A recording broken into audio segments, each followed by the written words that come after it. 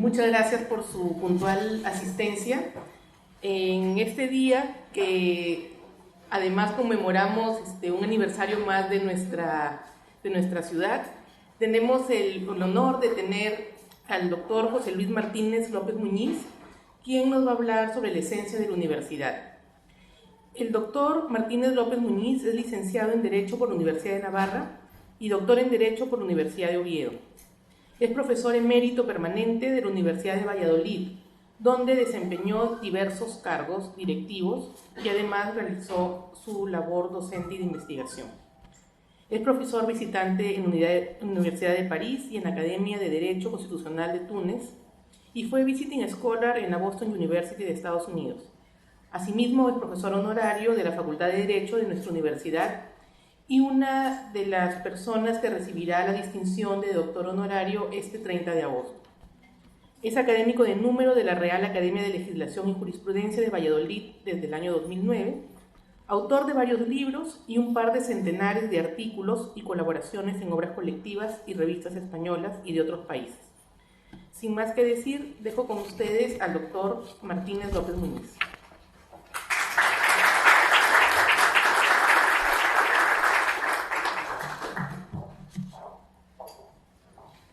Bueno, muchísimas gracias por las palabras de presentación y también por esta invitación que constituye para mí un honor el poder dirigirme al profesorado de esta casa de estudios para un tema tan relevante para todos como es el que se ha puesto como título un poco metafísico, como comentábamos hace un momento, para esta intervención sobre la esencia de la universidad. He tenido un cierto debate con Guillermo Sanz-Chuyes, empeñado en que utilice estas tecnologías, a las que me he ido acomodando en los últimos tiempos, pero sobre las cuales soy cada vez más crítico. Yo casi prefería prescindir del PowerPoint y concentrarme en las palabras, y que ustedes pudieran concentrarse también en esas palabras y no distraerse con lo que iremos poniendo aquí. Pero en fin, como aquí el que manda es Guillermo Chan, pues me he plegado a su criterio. Y vamos a ver cómo sale esto, ¿no? Bueno, como seguramente saben ustedes, el artículo 18 de la vigente Constitución Política del Perú del año 93 dice que la universidad es la comunidad de profesores, alumnos y graduados en la que participan los representantes de los promotores, de acuerdo a ley, que pueden ser entidades privadas o públicas, y que la educación universitaria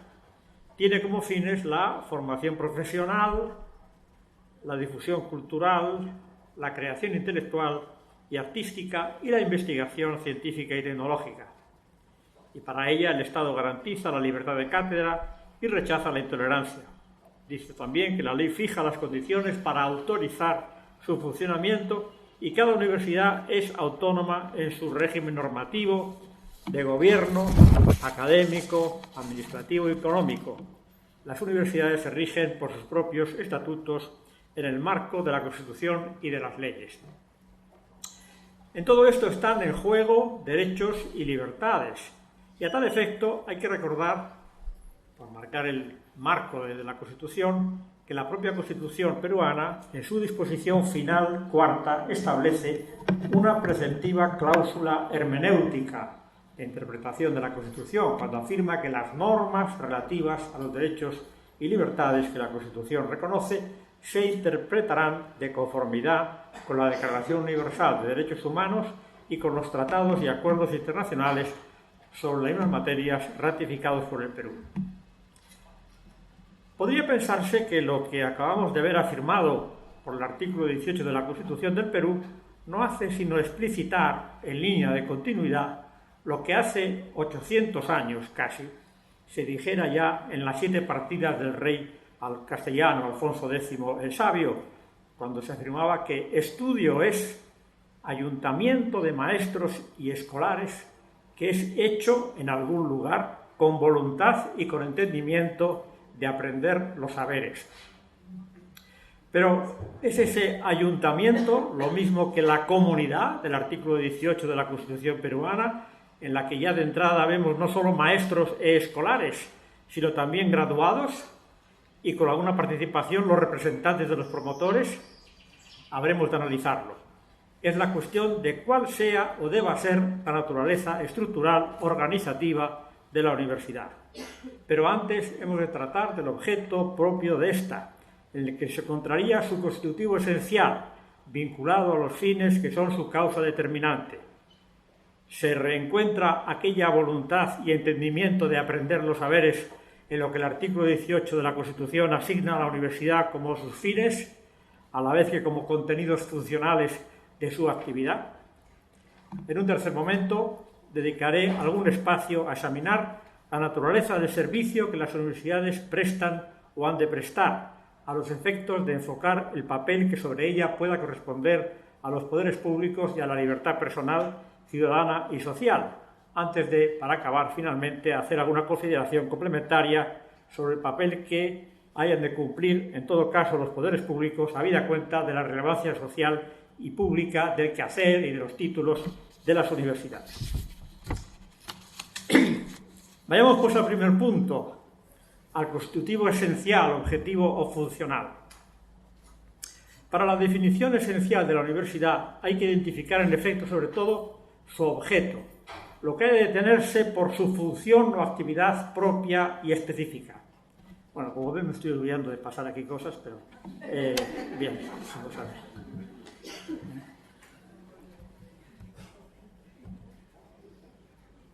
Bien. Aquello que en realidad sea lo que la explique y justifique como algo distinto, diferente de otras realidades más o menos cercanas o con uno u otro grado de semejanza. Que la universidad forma parte de las instituciones para transmitir o aprender los saberes, como ya dijera ese texto famoso de las partidas, no parece cuestionable, pero en los más de 8 siglos transcurridos desde la aparición de las universidades en Europa, en la Europa de finales del siglo XII y principios del siglo XIII, las instituciones educativas o de transmisión y aprendizaje de saberes se han diversificado muy notablemente, desgajándose y diferenciándose de modos diversos de lo que se ha retenido en las universidades propiamente dichas en los 2 siglos pasados de la presente edad contemporánea. A principios del siglo XIX hubo un intento importante de mantener o incluir todo el sistema educativo en la universidad. Eso fue lo que hizo Napoleón Bonaparte con su famosa Universidad Imperial, construida de nueva planta sobre el erial institucional que había provocado la Revolución Francesa al suprimir las históricas universidades, junto con todas las corporaciones e instituciones del antiguo régimen. Solo algunas escuelas técnicas, con gran tradición propia desde el siglo XVIII, nacidas como centros de formación del personal técnico cualificado que necesitaba el ejército o el Estado, quedaron fuera y se irían potenciando, y son el origen de las hoy muy prestigiosas Grandes Écoles en Francia. En el mundo anglosajón, además del importante resurgir del sistema universitario OSCAM,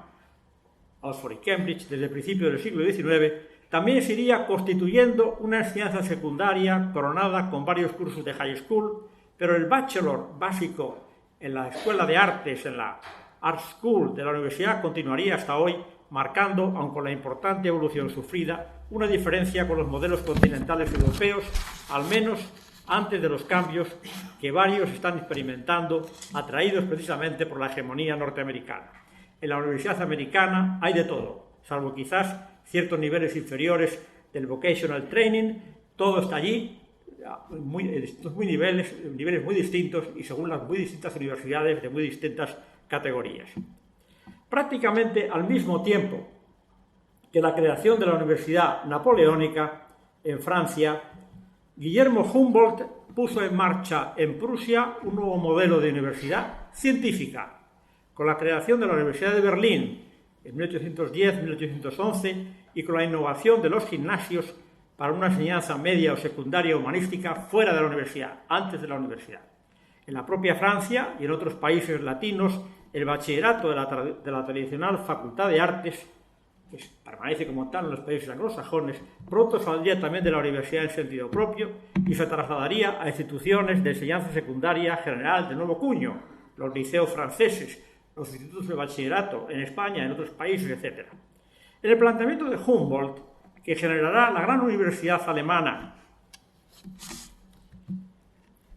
de los siglos XIX y XX, sin perjuicio de los errores filosóficos que, como sabemos,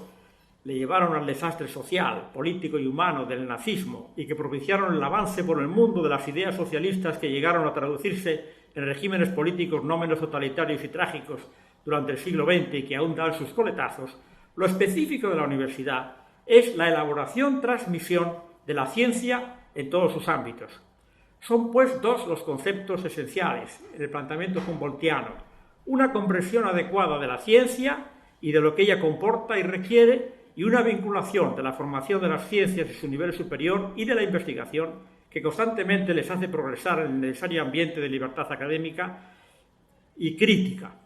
Una tarea esta que no puede hacerse sino en contacto interuniversitario, nacional e internacional. Y la ciencia es eminentemente teoría, y teoría expresiva de un saber etiológico, crítico y sistemático, sin excluir, desde luego, ningún ámbito de la realidad material o inmaterial. El derecho, por ejemplo, forma parte de esta, de la ciencia, pero hay otros muchos aspectos del ser humano, asimismo inmateriales, como puede sostenerse racionalmente la existencia de seres enteramente inmateriales, espirituales, comenzando obviamente por el Dios creador y sustentador de todo, objeto de la teología y de la teodicea, integradas desde antiguo precisamente en los saberes científicos universitarios. Tampoco hay que dejar de tener en cuenta que, como se sabe desde antiguo, no solo hay ciencia puramente teórica, sino también ciencia práctica, aunque ciertamente no todo saber práctico tiene rango científico, pues para ello ha de reunir aquellas notas de lo etiológico, sistemático y crítico, aunque su objeto sea o se traduzca en un operar humano.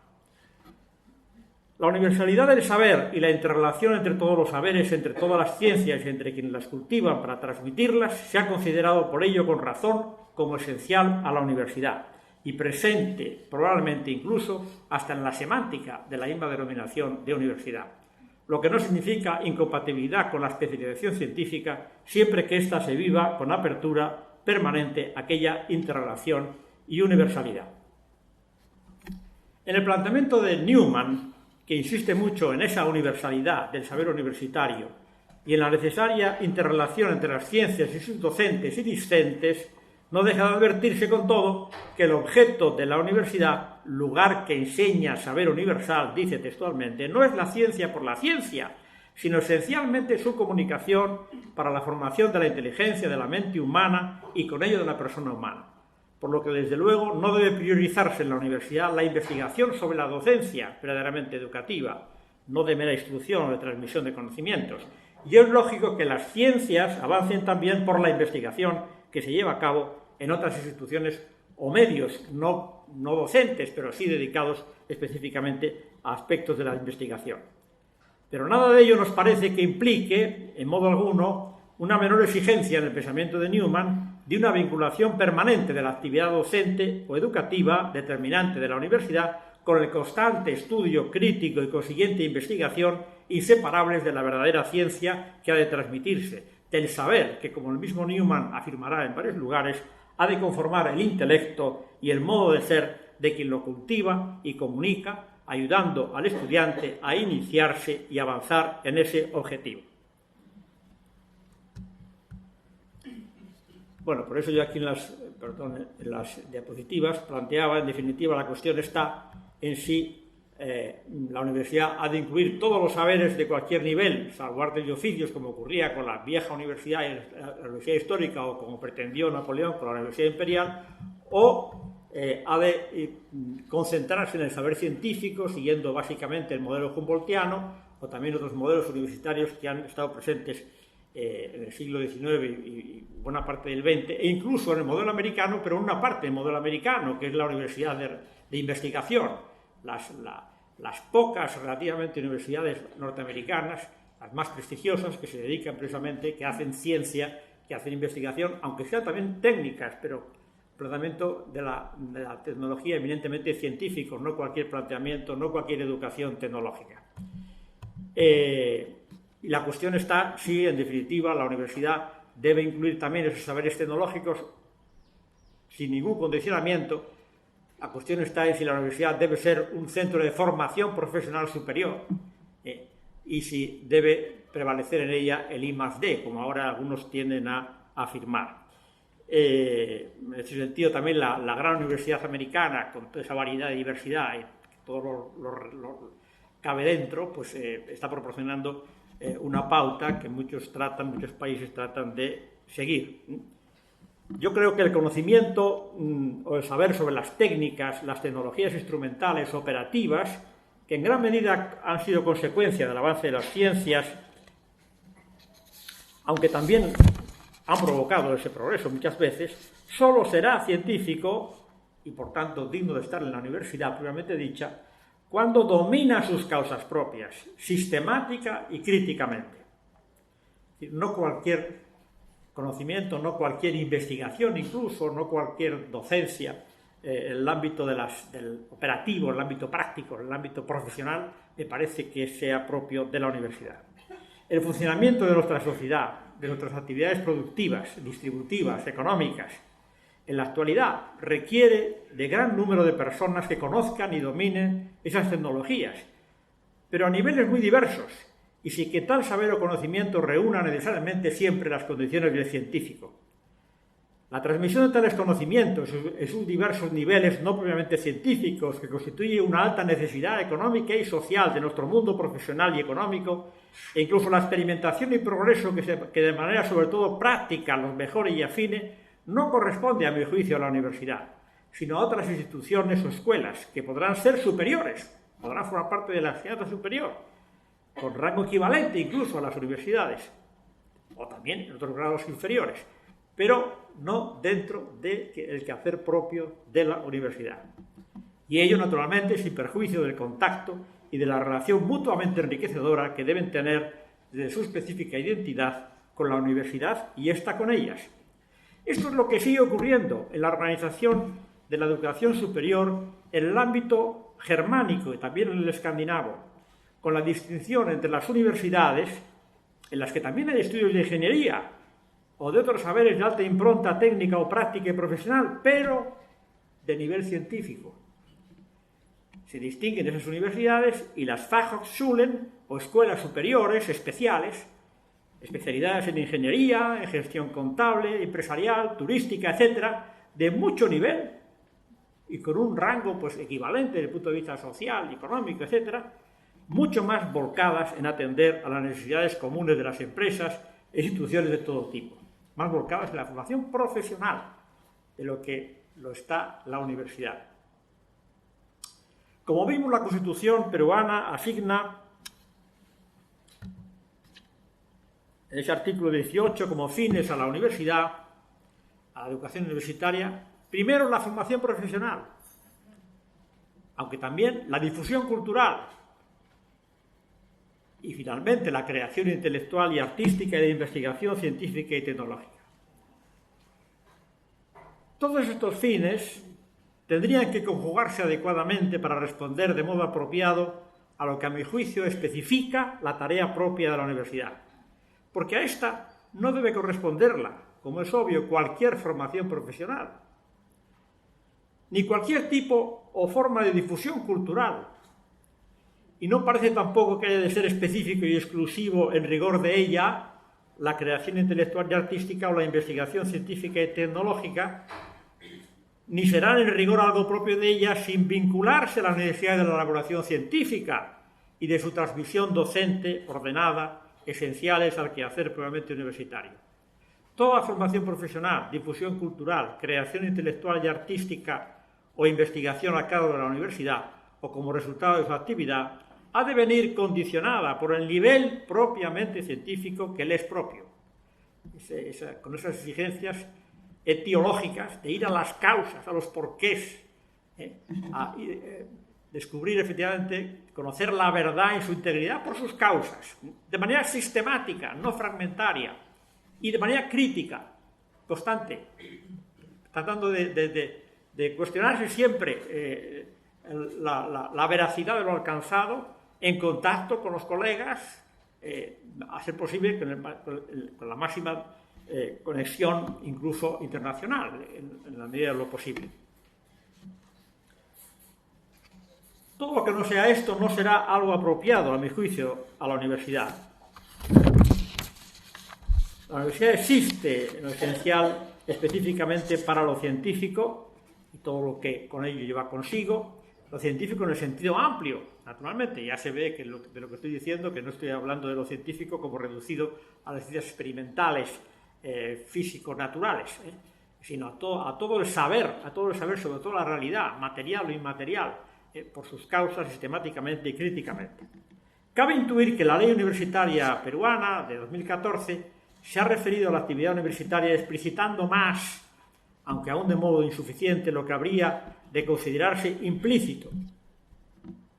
en la Constitución. Cuando afirma en su artículo 3 que la universidad es una comunidad académica que está orientada a la investigación y a la docencia,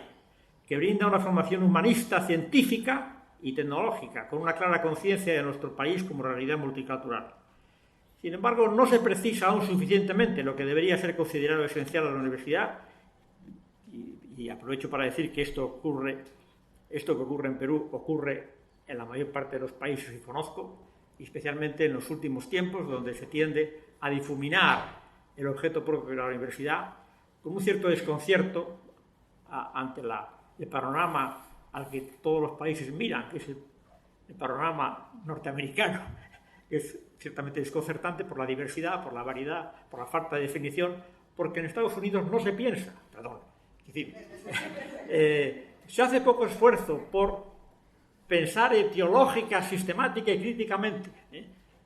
Hay un gran peso de la tradición, de la práctica, de lo pragmático, y no se hace una consideración de profundidad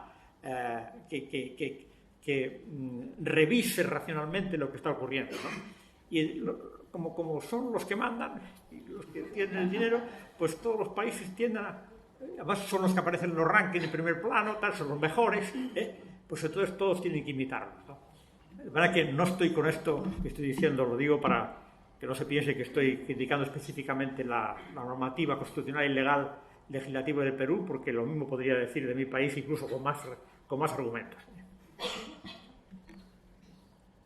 Bien, en definitiva, me parece que lo tecnológico, lo cultural, lo artístico, solo es relevante para la universidad en cuanto esté vinculado a lo científico, que sería, como vengo diciendo, lo único propiamente universitario. El artículo 6.2 de la ley universitaria peruana menciona, en segundo lugar, como fin de la universidad, formar profesionales de alta calidad de manera integral y con pleno sentido de responsabilidad social de acuerdo a las necesidades del país. Bueno, tampoco tiene por qué ser esto específicamente definitorio de la universidad, en el orden teleológico, si no se intercala la exigencia esencial científica con la que habría de cualificarse esa alta calidad o el tipo de formación necesaria a esos profesionales.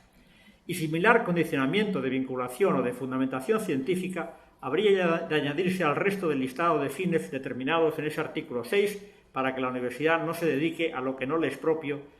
no se desvíe de su fin propio, por importante y relevante social, que en sí mismo pueda ser considerado todo eso. Así, proyectar a la comunidad sus acciones, como también se dice en la ley, y servicios para promover su cambio y desarrollo, colaborar de modo eficaz en la afirmación de la democracia, el Estado de Derecho y la inclusión social, o difundir el conocimiento universal en beneficio de la humanidad, o promover el desarrollo humano y sostenible en el ámbito local, regional, nacional y mundial, son acciones o resultados claramente muy positivos, pero que directa o indirectamente solo deberían ser universitarios, propios de la universidad, si expresan o traducen un saber puramente científico con las exigencias propias de este. Y lo mismo había que decir, en fin, de las diversas funciones que se predican en el artículo 7 también de la universidad, todas las cuales son propias, asimismo, de otras instituciones y establecimientos de diversa índole distintos de las universidades, si no se especifica el carácter científico propiamente dicho o no se condicionan a este. Es sintomático, por lo demás, que uno de los requisitos para la creación de universidades, supongo que públicas, establecidos en el artículo 27 de la ley universitaria, sea vincular la oferta educativa a la demanda laboral, como si lo esencial de la universidad fuera atender a necesidades profesionales o de empleo y no a la elaboración y transmisión del saber científico, aunque no se me oculta que unas cosas y otras están conectadas. Es también cuestionable, en fin, por referirnos solo a otro indicio, que al afirmarse en el artículo 48 la investigación como función esencial y obligatoria de la universidad, se la exige responder a través de la producción de conocimiento y desarrollo de tecnologías a las necesidades de la sociedad, con especial énfasis en la realidad nacional. Una formulación que me parece que admite interpretaciones diversas, pero que parece orientada por un cierto utilitarismo social que, de atenerse a criterios de inmediatez y de materialidad excesivos, no se ajustaría tampoco, a mi juicio, a lo esencialmente universitario. Y paso al segundo punto, la naturaleza estructural organizativa de la universidad. Por lo dicho en el artículo 18 de la Constitución, cabría entender que se conceptúa subjetivamente a la universidad como una comunidad de profesores, alumnos e incluso egresados, y también de los representantes de sus promotores públicos o privados, que parece habrán de ser a la vez sus organizadores, promotores, creadores, organizadores. Por tanto, quienes doten a la universidad de un estatuto en el marco de la Constitución y de las leyes, porque si no, ¿quién está dotado de poder de convocar y reunir y conformar a tal comunidad? Ese promotor o poder organizador, como le llaman en Bélgica, será el Estado, otra entidad pública o cualquier sujeto o entidad privada, incluida la Iglesia y sus diversas entidades, como de hecho ha venido ocurriendo. Teóricamente, el promotor o promotores simultáneos podrían ser también hipotéticamente un conjunto de personas que pretendieran constituirse en la universidad como profesores y alumnos, un origen, digamos, asociativo. Pero la verdad es que yo no conozco ningún caso de creación de universidad con ese origen. En cualquier caso, es claro que la comunidad en que se dice que la universidad consiste no llegará a ser tal, en realidad, solo como realidad sociológica, sino gracias a la fundación o creación de ella como establecimiento o organización con una conformación determinada.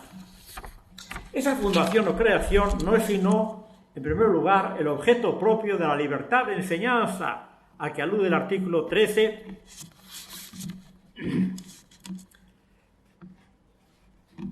de la Constitución peruana, cuando es decisión y obra de ciudadanos o entidades privadas titulares de la libertad,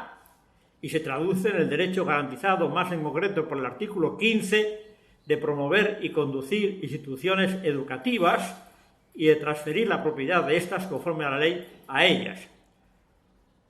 Otras veces, la fundación de la universidad, tantas veces, ha sido incluso más frecuente en los últimos 2 siglos,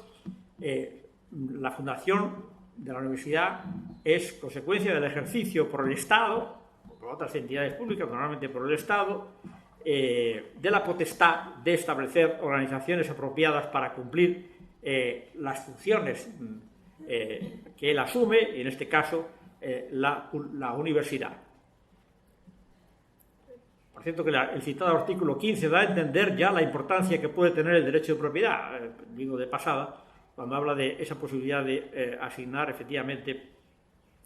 la propiedad a las universidades. No es fácil encontrar la justificación de incluir a los graduados en la comunidad que constituyen los términos vistos del artículo 18 de la universidad, que suena a una afirmación un tanto idealista, romántica, porque yo no soy capaz de representarme cómo se reúne a todos los egresados en la comunidad con alguna función directiva de gobierno, y no creo que esté esto ni siquiera regulado por la ley, ¿no? Pero sobre todo, si esa definición de la universidad del artículo 18 quisiera ser rigurosa y propia en el orden jurídico, de modo que los promotores, una vez ejercido su poder de organización o de conformación estatutaria, no tendrían sino cierta participación en la comunidad de los profesores, alumnos y graduados en que la universidad consistiría, ¿cómo podrán en verdad ejercer esos promotores su derecho constitucional de conducir o dirigir la universidad por ellos promovida y organizada, que les reconoce expresamente el artículo 15? Hay que recordar que según la disposición final cuarta de la Constitución, como ya he dicho al comienzo, las normas constitucionales relativas a derechos y libertades tienen que ser interpretadas de acuerdo con la Declaración Universal de Derechos Humanos y con los tratados y acuerdos internacionales que sobre las materias de que se trate haya ratificado el Perú. Y es claro que el artículo 13, que tienen aquí, en su apartado cuarto, del importantísimo Pacto Internacional de Derechos Económicos, Sociales y Culturales, firmado en Nueva York en el año 66 y ratificado hace años por el Perú, que establece los derechos y libertades inherentes al derecho fundamental a la educación a todos los niveles institucionales posibles, dispone en este apartado cuarto, con rotundidad, que nada de lo dispuesto en este artículo se interpretará como una restricción de la libertad de los particulares y entidades para establecer y dirigir instituciones de enseñanza a condición de que se respeten los principios enunciados en el precepto y de que la educación dada en esas instituciones se ajuste a las normas mínimas que prescriba el Estado. Sobre lo cual, la observación general 13, aprobada por el Comité de Derechos Económicos y Sociales de la ONU sobre el derecho a la educación en el año 99, por si alguien pudiera dudarlo,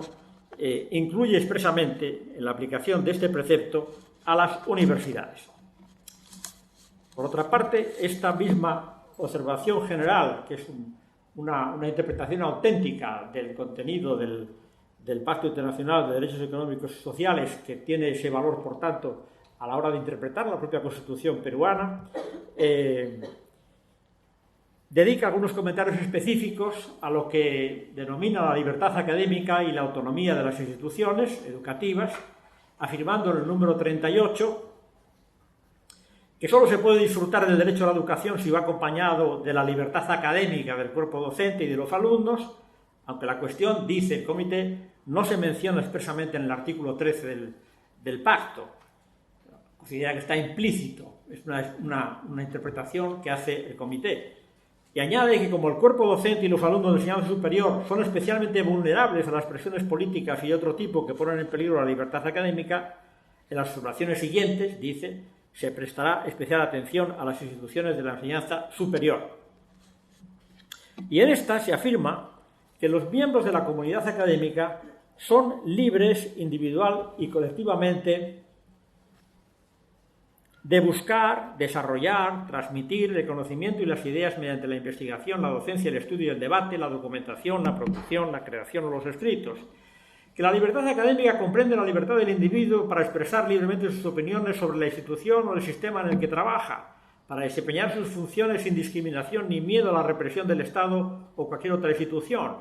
de participar de organismos académicos profesionales o representativos y de disfrutar de todos los derechos humanos reconocidos internacionalmente que se apliquen a los demás habitantes del mismo territorio. Si bien, subrayo, el disfrute de la libertad académica conlleva obligaciones, como toda libertad, como el deber de respetar la libertad académica de los demás, que se puede articular de muchas maneras, ¿no? Particularmente en la organización de y en el planteamiento, en el carácter propio, en el diario propio de las instituciones educativas. Velar por la discusión ecuánime de las opiniones contrarias y tratar a todos sin discriminación por ninguno de los motivos prohibidos. Y se añade que para el disfrute de la libertad académica es imprescindible la autonomía de las instituciones de enseñanza superior, que es el grado de autogobierno necesario para que sean eficaces las decisiones adoptadas por las instituciones de enseñanza superior con respecto a su labor académica, normas, gestión y actividad con esas. Ahora bien, el autogobierno debe ser compatible, dice, con los sistemas, dice, de fiscalización pública, pero también con otras implicaciones o exigencias, especialmente en lo que respecta a la financiación estatal. Concretamente es a la que se refiere este número 40 de la observación general. La sentencia del Tribunal Constitucional peruano de 10 de noviembre del año 15 ha hecho en sus números 44 y siguientes una extensa reflexión sobre el alcance de la autonomía universitaria y sus límites y condicionamientos, si bien mirando principalmente a justificar su sumisión a la legítima regulación legislativa, es decir, los límites de esa autonomía, dedicando luego otra parte extensa de su motivación a analizar las exigencias de su respeto por parte de organismos de supervisión, como lo es en la actualidad SUNED. De manera que, efectivamente, de esta interpretación del Comité Internacional de Naciones Unidas, que vela por el cumplimiento del Pacto Internacional de Derechos Económicos y Sociales, efectivamente, las universidades, las instituciones educativas y en particular las universidades, pues tienen que estar organizadas con garantía de la libertad académica, y para la mejor garantía de esa libertad académica, cada universidad debe disponer de la necesaria autonomía. No dice autogestión, dice autonomía. En definitiva, no cabe privar al promotor o fundador de cada universidad de los poderes inherentes a su dirección, aunque obviamente ésta haya de respetar esas libertades académicas, como todas las demás exigencias constitucionales y legales. Su presencia, la presencia del promotor en su universidad, o la de sus representantes, o la de las personas que sean designadas conforme al estatuto con que haya dotado a esa universidad, no puede limitarse, por tanto, a una mera participación, como dice la Constitución, en la comunidad de profesores, alumnos y egresados, como si esta participación pudiera ser la que en realidad, como si esta comunidad, pudiera ser la que en realidad constituye la universidad jurídicamente. Tal informe comunidad será usualmente el resultado de la existencia de cada institución universitaria o de cada establecimiento universitario público o privado según la índole de su promotor o fundador. El artículo 122 de la Ley Universitaria Peruana, tras enfatizar en el artículo 115 el derecho de toda persona natural o jurídica a la libre iniciativa privada para constituir una persona jurídica con la finalidad de realizar actividades en la educación universitaria, ejerciendo su derecho de fundar, promover, conducir y gestionar la constitución de universidades privadas, dispone también que el Estatuto regula el derecho de participación de los profesores, estudiantes y graduados en los órganos del gobierno, con respeto, subrayo esto, con respeto a los derechos de los promotores de promover, conducir y gestionar la universidad que fundaron, lo que amplía inequívocamente lo afirmado por el artículo 115 en consonancia con lo exigido por el artículo 13.4 del citado Pacto Internacional de Derechos Económicos, Sociales y Culturales, y que, como es evidente, condiciona esencialmente el alcance de los derechos de participación de profesores, alumnos y graduados en cada universidad privada. La limitación de la participación en la gestión, en el gobierno, no desde luego afecta al promotor, pero sobre todo afecta a los profesores, alumnos y no digamos a los egresados, porque el que tiene más derechos sobre la dirección, sobre el gobierno, es el promotor, el fundador, y las personas que deban constituirse en directivos de esa universidad de acuerdo con los estatutos de que se dote a esa universidad. La universidad, por tanto, más que la comunidad personal, humana, que en ella se forma, como es lógico, como consecuencia de la convivencia, consiste sobre todo en el conjunto unitario de medios personales y reales, tal y como es organizado y dispuesto para el cumplimiento permanente del fin propio de lo que sea reconocible como universidad por su promotor o fundador, conforme al sistema de gobierno que éste legítimamente disponga. La autonomía ha de predicarse de esa institución, de ese establecimiento, de esa organización, y ha de ser tal que sirva a la protección efectiva de la libertad académica en su seno para todos los que presten y reciban los servicios en ella, en razonable correspondencia a la función de cada uno, con una intensidad y con una dimensión distinta según la función que a cada uno le corresponda en ese conjunto, y también en relación a la posición en la organización, y siempre con el debido respeto a los derechos y libertades de todos y a los legítimos carácter, objetivos y marcos propios de la institución misma,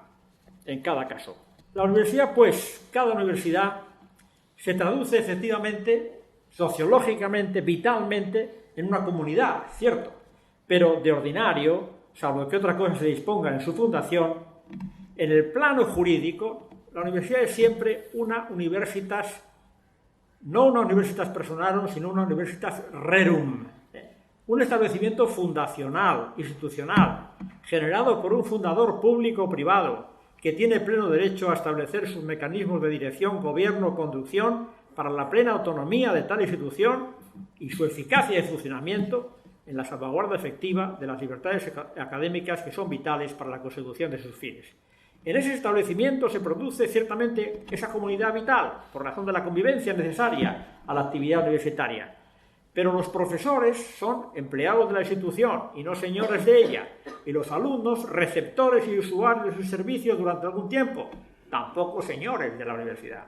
Y los graduados, no digamos, personas que recibieron sus servicios y guardan con ella esa relación biográfica histórica probablemente también afectiva y de gratitud, e incluso quizás un compromiso de colaboración y de ayuda, pero ya no participan ni siquiera de la convivencia directa que se construye cada día en la universidad. Ninguno de esos partícipes de tal informe comunidad poseen solo por ello títulos jurídicos que puedan justificar algún tipo de poder de dominio sobre la universidad o para su gobierno, aunque sea razonable reconocerles, en función de sus diversos compromisos, servicios y capacidades de servicio, su autoridad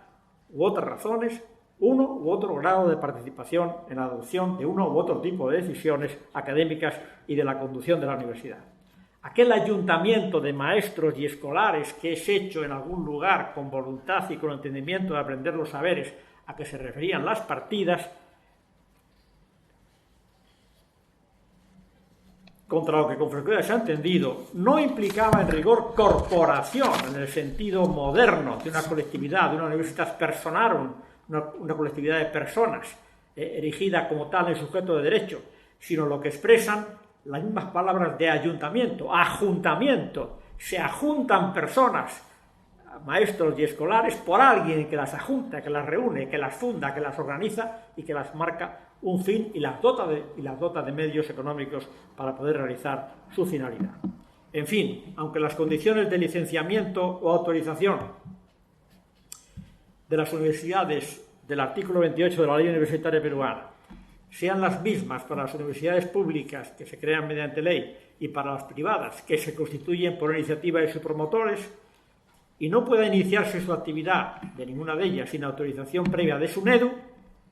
las reglas de gobierno y sobre los órganos que lo ejercen o participan en él no son las mismas en las públicas y en las privadas. Las establecidas en los artículos 55 y siguientes de la ley peruana, si se leen en relación con lo dispuesto en el artículo 122 para el régimen de gobierno de las privadas, resulta evidente que no son de aplicación sino las públicas. En efecto, como se dice textualmente, las instancias de gobierno de las universidades privadas, asociativas o societarias se sujetan a lo dispuesto por su estatuto. El estatuto de cada universidad define la modalidad de elección o designación de las autoridades de conformidad con su naturaleza jurídica. Y ello, por más que se eche en falta en ese artículo y en el artículo 115, que más directamente trata de la cuestión, la posibilidad de constituir las universidades privadas como fundaciones. Exige la ley que sean sociedades o asociaciones. Me sorprende que no se admita la figura de las fundaciones, que es probablemente la que mejor encajaría en la figura de la institución universitaria. Bien, y paso a un tercer tema, en la esperanza de no estar aburriéndoles demasiado, que trataré de explicar rápidamente. La idea esencial, la idea básica que quiero transmitirles, que me parece importante y que también afecta a la esencia de lo que es la universidad. La universidad, indudablemente, como toda la educación, es un servicio esencial, porque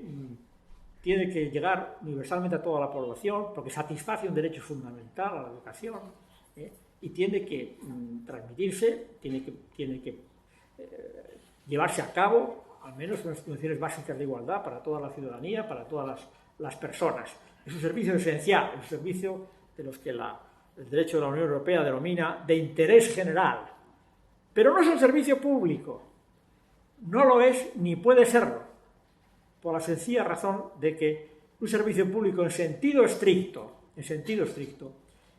lo es solo cuando, siendo esencial,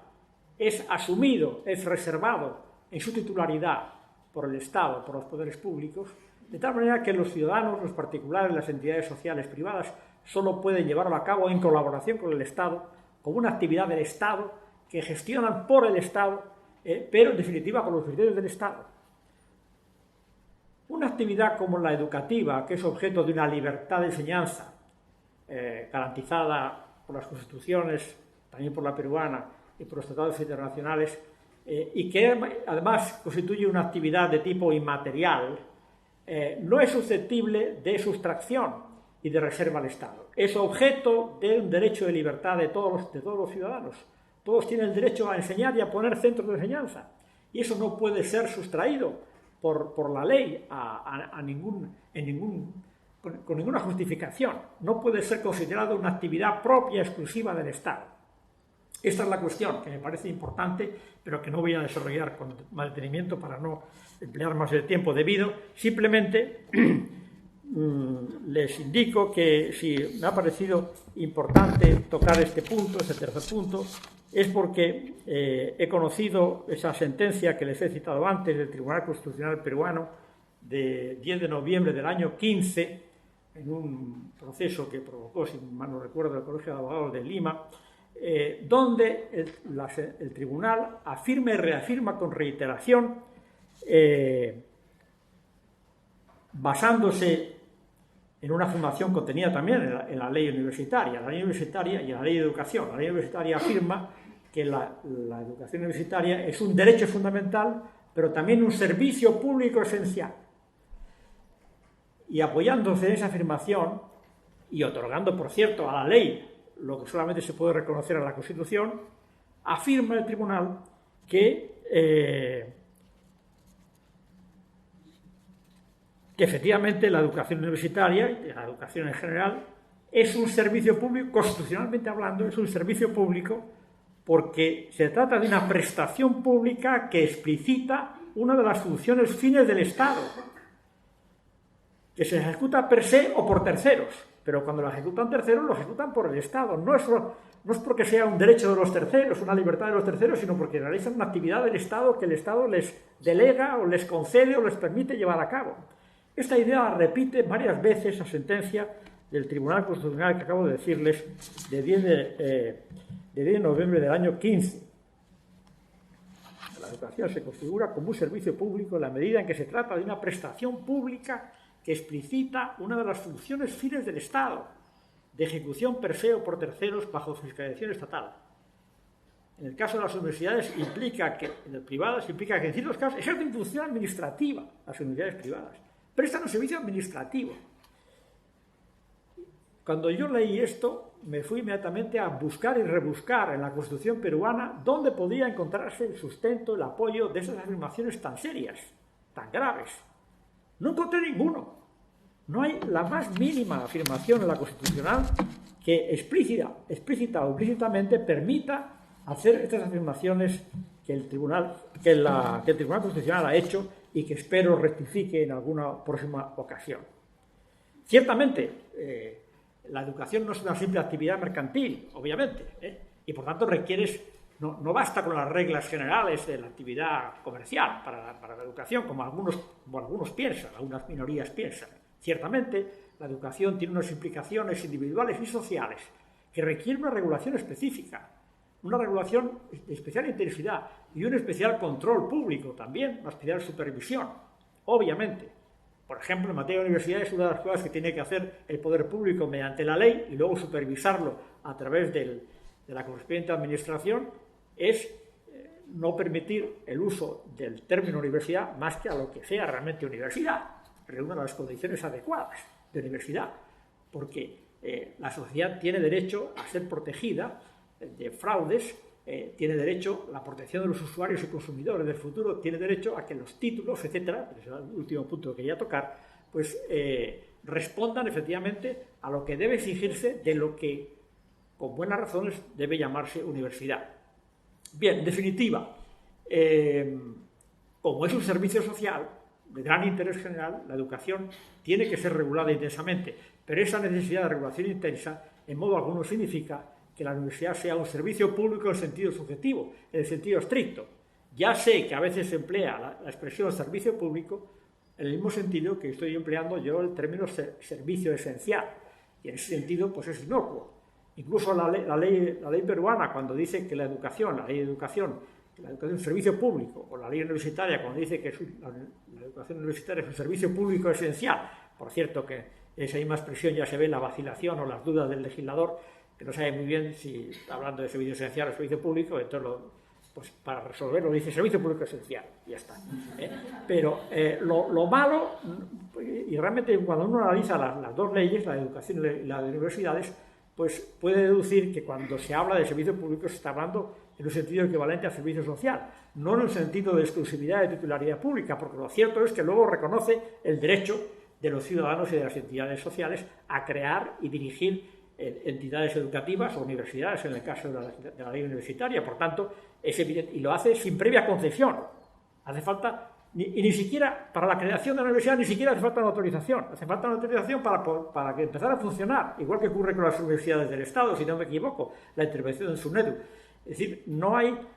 ninguno de los mecanismos que son propios del servicio público en sentido estricto, cuando una actividad está reservada al Estado, que para que la que pueda desarrollar un particular hace falta una concesión, hace falta un acto jurídico que le permita expresamente y que le delegue al ciudadano o a la entidad privada esa posibilidad de llevar a cabo la actuación que es del Estado y que es dirigida en último extremo por el Estado, cosa que no ocurre en modo alguno en las leyes educativas peruanas. De manera que hay una contradicción entre incluso la propia regulación legislativa peruana de la educación y de la universidad con ese planteamiento que ha hecho el Tribunal Constitucional, probablemente heredero de planteamientos doctrinarios, conceptuales, que siguen en boga en muchos ambientes culturales, jurídicos, políticos, pero que no se sustenta y que choca abiertamente con todo lo que está ya afirmado en las declaraciones de derechos y en los pactos y tratados internacionales sobre la materia. Y bien, la última cuestión que quería tocar era precisamente insistir en cómo precisamente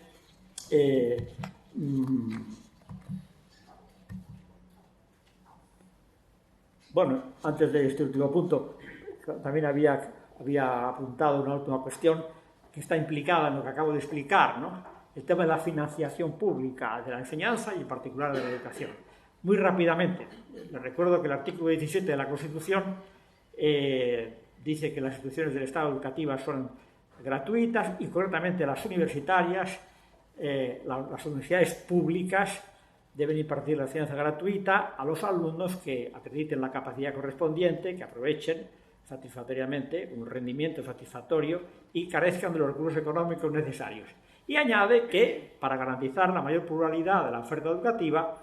y en favor de quienes no puedan sufragar también su educación, la ley fijará el modo de subvencionar la educación privada. Bien, la aplicación de esto pues dependerá del legislador, pero si la aplicación lleva a un tratamiento desigual en la financiación pública de la educación, según los educandos opten por un centro privado, por un centro público, cualquier nivel educativo, me parece que se estaría violando, como ocurre en tantos países, el principio básico en un Estado de Derecho de la igualdad ante la ley, que también está recogido en el artículo 2 de la Constitución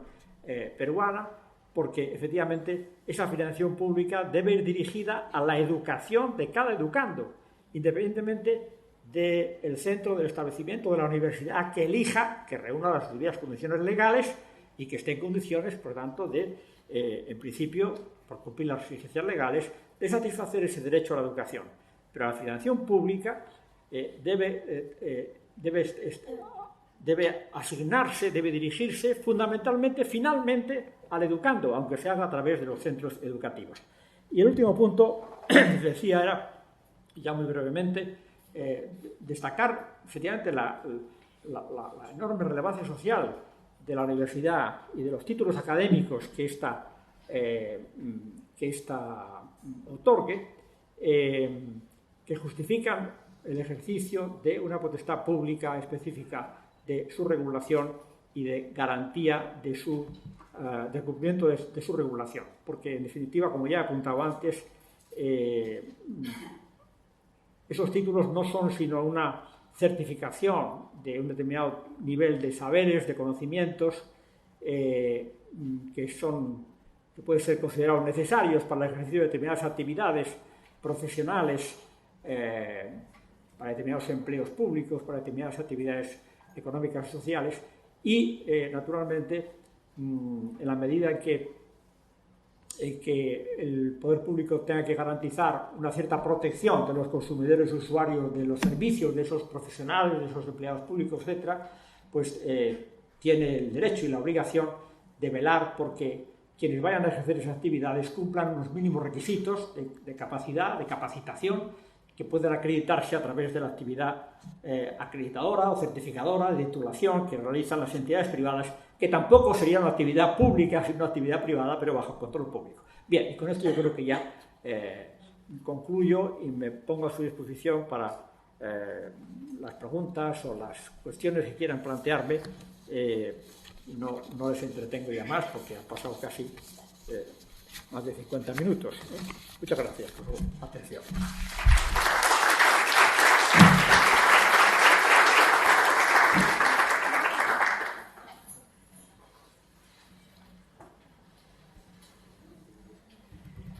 Que, bueno, en resumen, los 4 puntos que he tocado son estos, ¿no? El objetivo de la universidad debe ser progresar y transmitir, hacer progresar y transmitir el saber teológico, sistemático y crítico, que es el saber científico. Desde el punto de vista organizativo, la universidad no se puede perder de vista que es una universitas rerum, una institución, una fundación y no una corporación.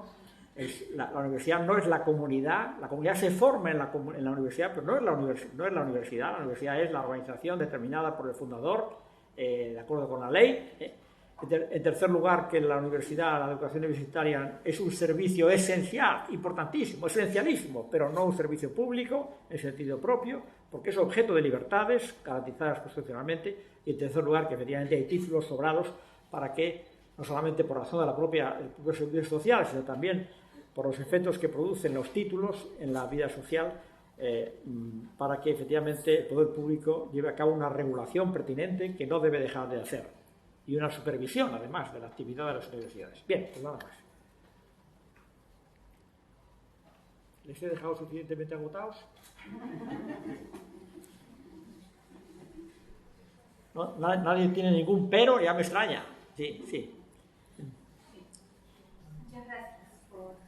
esta explicación más jurídica, que algunos no tenemos la posibilidad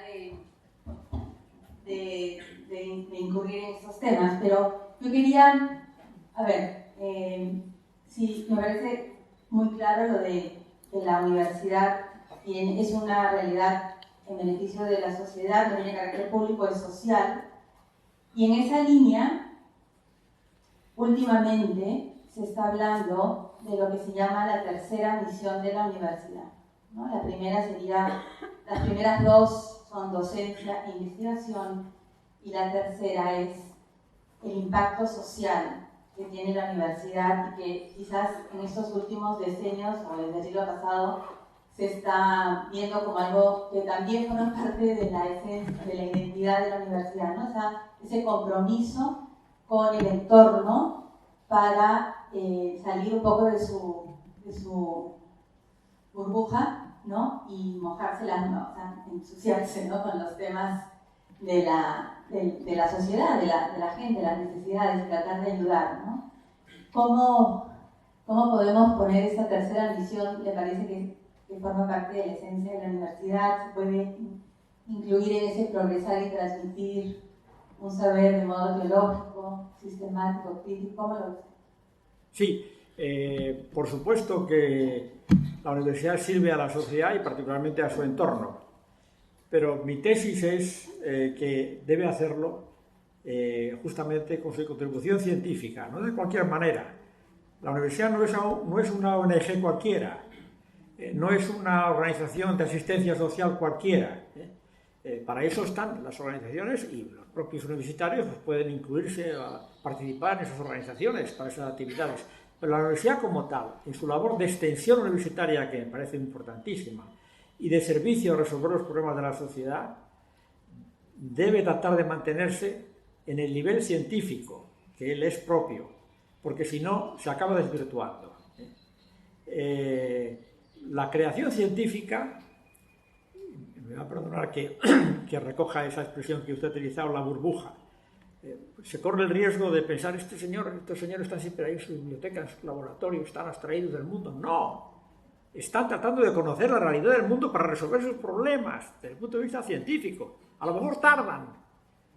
en obtener los resultados, pero cuando lleguen a hacerlos públicos, eso tiene una trascendencia mayor que muchas labores de asistencia social inmediata, porque tiene efectos de largo plazo. Los grandes pasos adelante de la humanidad los han hecho los universitarios principalmente, los científicos, en todos los órdenes, no solamente en la física. No solamente en la física. Entonces, es decir, de acuerdo, hay que servir al entorno, hay que ayudar a resolver los problemas de la sociedad en general y del entorno más cercano en particular. Pero hay que evitar, me parece, que la universidad se convierta en una empresa de servicios para el entorno, porque entonces dejará de hacer lo que nadie más que ella puede hacer y que es fundamental para que la sociedad progrese, mejore en su conjunto, me parece. Es mi opinión que someto al mejor criterio de todos ustedes. Sí.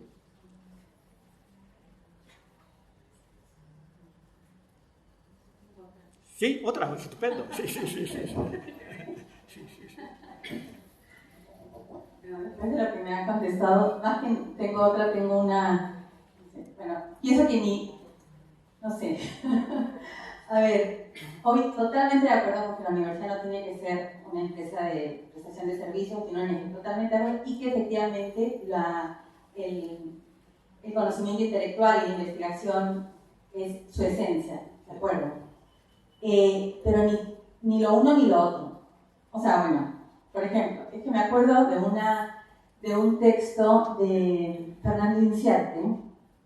que decía que antes de la Segunda Guerra Mundial, en Alemania, justamente por las universidades de inspiración de Humboldt, los científicos alemanes, los universitarios académicos alemanes se habían dedicado a fundar carreras tipo la egiptología, ¿no? Todas estas como saberes que pueden ser saberes científicos, pero que efectivamente los había encerrado. Quizás la palabra burbuja no la utilizó, pero que los había encerrado de tal modo que no tenían contacto con su entorno. Y en cambio, en la Universidad Española no se había dado eso, sino que había habido un desarrollo de los saberes universitarios que tenía mucha más relación con su entorno. Entonces, concluía. Segunda Guerra Mundial, la academia pasó por alto Hitler, no se involucró, no se opuso a Hitler, y cayeron en la Segunda Guerra Mundial. En España se involucraron tanto los académicos que lo que hubo fue una guerra civil en la que todos intervinieron, ¿no? Entonces, en término medio, quizás un término medio en el que la esencia de la universidad es realmente ese aporte científico, estoy totalmente de acuerdo, pero tampoco tanto como para no involucrarse. Estoy de acuerdo, solo quería añadir eso, por sí. Bien. Porque me acordé de lo que decía Inciarte de Alemania. Sí. Hombre, evidentemente también es decir, la marcha efectiva de cada universidad es perfectamente legítima marcar unas pautas y unas direcciones de la investigación, efectivamente, porque la investigación está relacionada con la docencia. Ya he dicho de pasada antes que el fin de la universidad no es la investigación científica. El fin de la universidad es la docencia científica. Lo que pasa es que para hacerse docencia científica, en los saberes organizados que se estructuran en las distintas titulaciones, es imprescindible la permanente investigación, el permanente estudio. Pero la universidad no es una institución científica en el sentido de solo dedicada a la investigación científica, ¿no? Sino a la investigación científica relevante para la docencia que tiene que impartir, docencia que tiene que impartir también con carácter científico. Entonces, eso ya comporta naturalmente unas decisiones de gobierno de qué es lo que se va a enseñar y, por tanto, cuál será el ámbito de la investigación científica relevante y que se va a incluir en la actividad de esa universidad. También, lógicamente, dependiendo de los recursos económicos que cuente cada universidad, pues se podrá permitir el estudiar cuestiones más ajenas, más alejadas de lo que requiere de la docencia más requerida por las necesidades de la sociedad de su entorno, y otras universidades pues tendrán que atenerse más limitadamente a atender efectivamente las necesidades sociales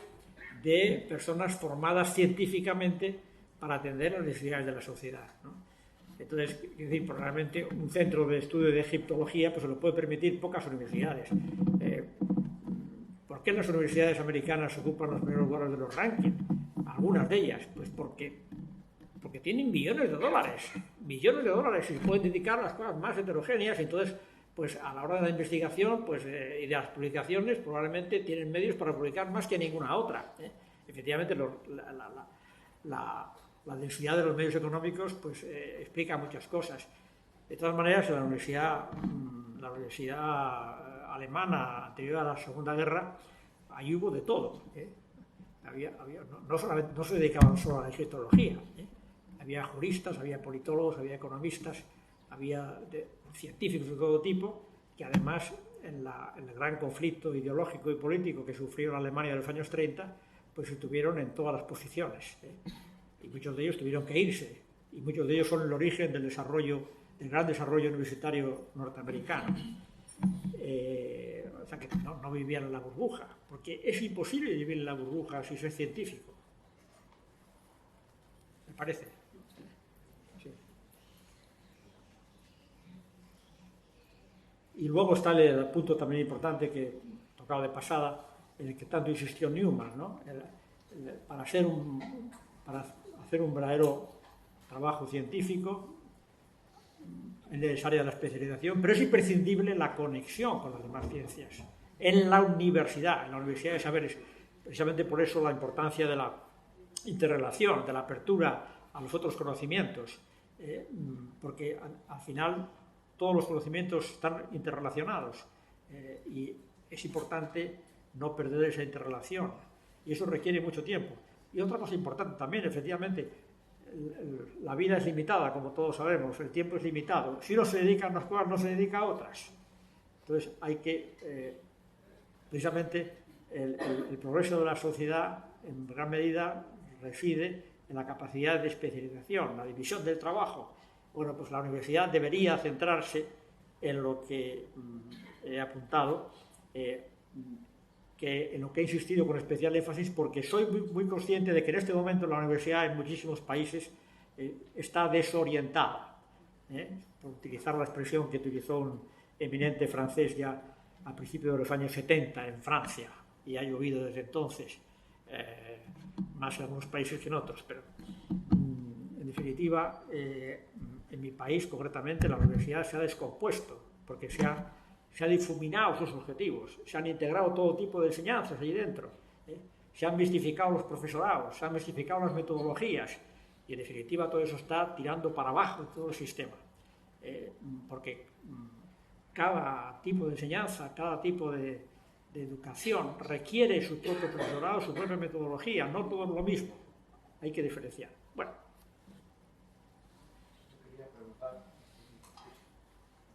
Quería preguntar una cosa que también se ve en el